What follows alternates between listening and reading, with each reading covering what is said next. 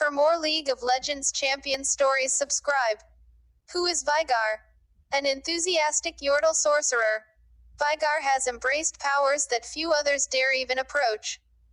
As a free-spirited inhabitant of Bandle City, he once longed to learn more of the celestial magic practiced by mortals. But his natural curiosity was twisted by imprisonment in the immortal bastion. Now a stubborn creature with the dark fury of the stars at his command, Veigar is often underestimated by others, and though he believes himself truly evil, there are some who still question his deeper motivation. For most of the peoples of Runeterra, yordles are not typically something to be feared. Their fabled home of Bandle City is said to be a mysterious, spiritual place, filled with odd trinkets and keepsakes gathered from across the material realm. While these curious creatures often leave to dwell among mortal races for a time, they generally return with fresh tales and new experiences to recount. Yet, sadly, there are also those yordles who lose their way. Among them is the sorcerer Veigar.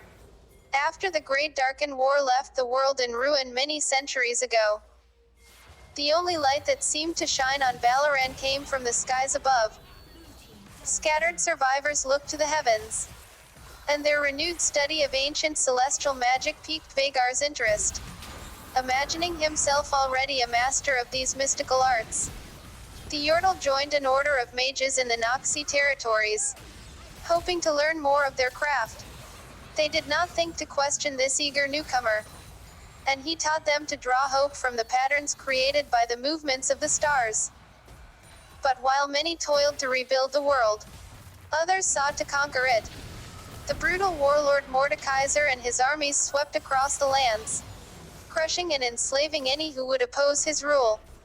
And the mages of the order, unskilled in war, were of little value to this tyrant.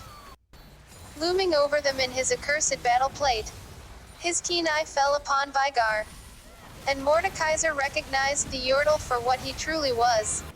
He snatched him up in one iron gauntlet, and dragged his prize away as the other mages were put to the sword. Imprisoned in the heart of the warlord's new, monolithic fortress, Veigar was forced to turn his magic to darker purposes. Knowing that yordles were craftier than any of the mortal races, Mordekaiser bound Veigar to the physical plane, preventing him even from escaping to Bandle City. He was not the only captive in that hellish place, but such isolation was the worst and most cruel form of torture for a yordle. Veigar performed grisly enchantments against his will, some strengthening his master's dominion, others simply evoking terror for terror's sake. Indeed, terror was what seemed to fuel this dreadful empire.